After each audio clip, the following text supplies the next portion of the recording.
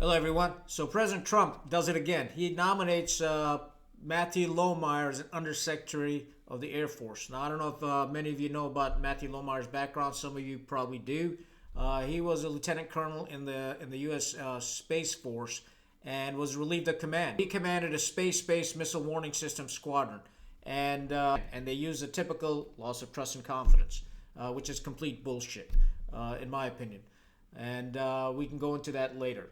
But what happened with him was this guy is a stud warrior. When I was researching Lieutenant Colonel Schiller's incident, so I stumbled across him and I went deep into his background. So he joined the Air Force in 2006, attended the U.S. Air Force Academy, and graduated from there. Went into the fighter pilot program. He has over 1,200 hours in the T-38 as an instructor pilot, also an F-15C pilot.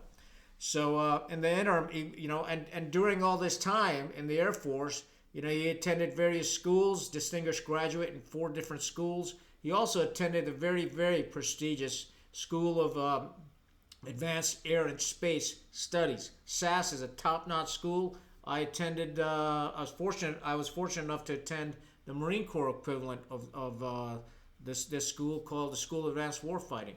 And essentially, they handpick you. You go there, you spend a year reading books, studying the operational art, doing a lot of planning, a lot of discussions, and it's non-attribution. He was also an aide to a 4-star general. So this guy is hands down a stud warrior. So in the process, he comes across many things in the military that he doesn't like. He's a big thinking guy, right? And he sees these people walking around with purple braids, at various units of the Air Force Academy, and their job is DEI, and he doesn't like it. These people with purple braids, they report directly to DEI, and the Air Force is on board, full and well, or the Space Force for that matter. And then the Pride Days, and they're encouraging people to participate in all these events, and he doesn't like it. So he writes a book called The Irresistible Revolution. And the book takes off because it talks about essentially, DEI, the influence of Marxism in the U.S. military, and the critical race theory. Now, in his belief that DEI rests within the critical race theory, which rests within Marxism, and that's a valid point. And you can have an honest discussion about it. But since he wrote this book and spoke out about it, in a couple of podcasts and stuff. The Air Force didn't like it, and they relieved him of command. Think about it. The Air Force trained him in some of the best schools possible, non-attribution. He writes a paper. I've written similar papers about various topics. And, he turns it into a book, and they turn around and they slam dunk him for it. Well, that's just plain horse shit, in my opinion. So after 15 years, he leaves the Air Force and becomes a civilian, and then he joins an organization called STARS, STARRS, which means Stand Together Against Racism and Radicalism in the Services. Makes sense.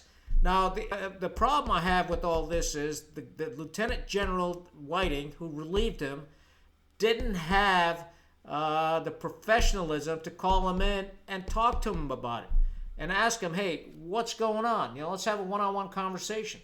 And the issue is really that, whenever somebody comes up with anything that opposes what the leadership is doing, they can't have an honest discussion. They all of a sudden weaponize everything that they have. The UCMJ, they open up an investigation, and they try to drum you out of the military because they can't accept anybody questioning their ideas or their decisions. And this is fundamentally wrong. It is corrosive in any organization.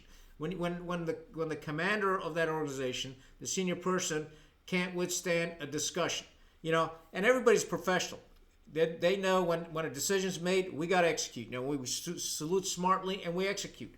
That's not that. But the problem is these people don't want to have a discourse. They don't want to have a discussion because they believe that they're above all that. They've read so many damn books. And they've got such a high opinion of themselves that they think that they should never be questioned, that they have the greatest ideas. And that's, in short, that's called hubris. And I think that is the fundamental problem in our military. We need self-confident senior leaders that can withstand questioning and can have a debate or a discussion, professional discussion, and talk about issues. Like Lohmeier says, that the liberal sides that's pushing this Marxist agenda has made it almost into a religion, so you can't question it. And it's just like you can't question somebody's religion in the military. You can't question this CRT ideology that's taken hold of the military. They've made it into a religion, and it's not. It's just an idea, and I have no problem with people debating this idea. But just because somebody's patriotic and doesn't believe in it doesn't make him the enemy of the military or doesn't make him enemy of the state. That's just plain horse shit. So these generals that have sort of embraced this idea and said you can't question anymore because it's a religion, you're just plain wrong, General. And I'll tell you that to your face. Give me a call. Send me a message. We can have this conversation. Or I'll even invite you on this podcast. Come on. Come on the podcast and defend your position, and we'll have a discussion. So nonetheless, so he links up with President Trump at a rally and asks him a question, and he goes viral. And so let's just cut away to that real quick, and then we'll come back and discuss it. Mr. President, first off, I want to speak on behalf of everyone here and say thank you for taking time tonight to speak with our troops. Thank you. Thank you very much. We got a lot of good-looking men in this audience, don't we, huh? And a lot of good-looking women also, by the way. Thank you very much. Okay, go ahead. I'm going to revisit something you've talked about already. My name is Matt Lohmeier. I was an Air Force F-15 pilot, and I was a commander in your newly created U.S. Space Force. I am also the first veteran of the Space Force because under the Biden-Harris regime, I was fired from my command and lost my pension for criticizing DEI trainings that were rampant in the military. Those trainings are still dividing our troops, and thank you for saying you would fire those few woke generals who are a big problem. They're gone.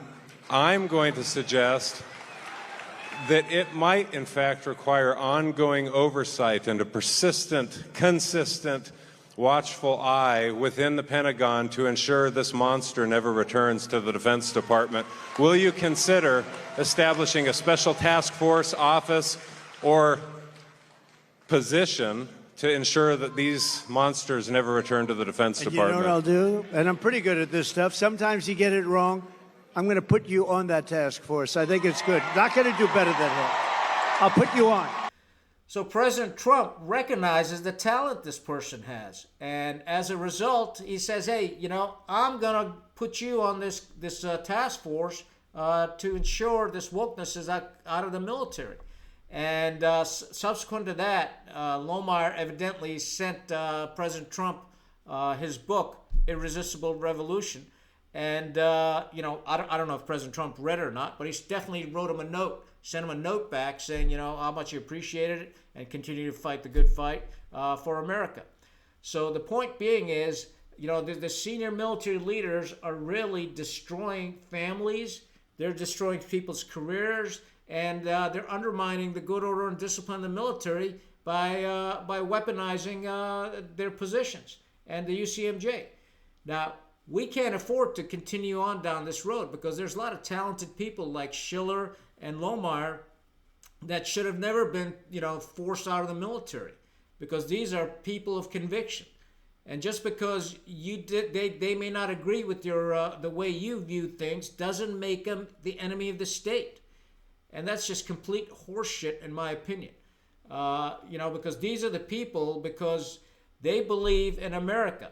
They're patriots. Now, we've sort of weaponized the word patriot off. Somebody's a patriot. We all automatically think that he's an extremist. No, absolutely not. And let me tell you something. All I'm saying is, as Americans, everybody has a right to free speech. I mean, you go back to this document, it gives you the right to free speech. Now, the free speech is built upon discourse. It's built upon the ability to have disagreement professionally, with respect. And based on the discourse that you have, you come up with a solution. That's how democracies work. Critical race theory in a nutshell is that the system is designed to favor white people. And these theories are freaking divisive. We need to get them out of the system and don't even talk about it because they're designed to divide us as a country. You know, this document right here is what unites us. And this is what we ought to be talking about, rather than some weird theory that somebody came up with and that's designed to divide us. I think it's complete horseshit from personal experience, okay? Now, you know, I spent, you know, I can tell you from my experiences in the Marine Corps, it's not a racist organization. It's not a biased organization, okay? Now, are there racist individuals in the Marine Corps? Yeah, most probably there are. You know, just like in any organization. There's people that have personal preferences, but, you know, racism is not tolerated at any level. When I was in the Marine Corps, everything was green. I did not see racism. I don't remember really looking at a guy and saying, oh, there's a black guy, there's a brown guy, there's a Mexican guy, you know, and there's a white guy trained to be colorblind. And, you know, that's the way we are. But when you start bringing these theories in and all of a sudden these differences between people and stuff, that divides us. And it's not good. So most people in the military are colorblind. We don't see things the way these theories assume that we do. Now, was I discriminated in the military? Individually, I probably was. There's probably some guy didn't like me for whatever reason, you know. Now, you can pull out statistics and say, well, you know what, this one is 2% off, and so, oh, there you go. You know, the institution is racist. No, it's not designed to be racist. Not at all. I disagree with that fundamentally. I think it's based on meritocracy. You work your ass off, and you're gonna go places in the Marine Corps. You know, I work my ass off in the Marine Corps. I'll tell you what. You know, I try to be the most physically fit person in that unit. I studied the hardest, and I worked the hardest. I was the first one in, last one out. That's what leads to success. And, you know, there came a point in my career where I just didn't want to do it anymore for a variety of reasons, which I'll go into later podcasts. So I'm really happy to see that President Trump has selected him to be an undersecretary of the Department of Air Force. And already hearing rumblings. I went through various chat boards and contacted some old friends in the Air Force, and there's generals that are scared shitless right now because they think that he is going to retaliate. I don't think he's that type of guy, but he's certainly going to hold them accountable. And guess what? Lieutenant General Whiting, that relieved him of command, is now the commander of Space Force. So he's a 4-star. And I'm sure these two are going to meet each other in a room. And it's going to be pretty damn uncomfortable, won't it? My advice to you is if you can't handle the discourse, then maybe you shouldn't be a general officer. And if that's the case, you know, my strongest suggestion, going down to Walmart and buy some Depends because you're going to need them real soon. That's all I got. Stay rugged, stay united, con out.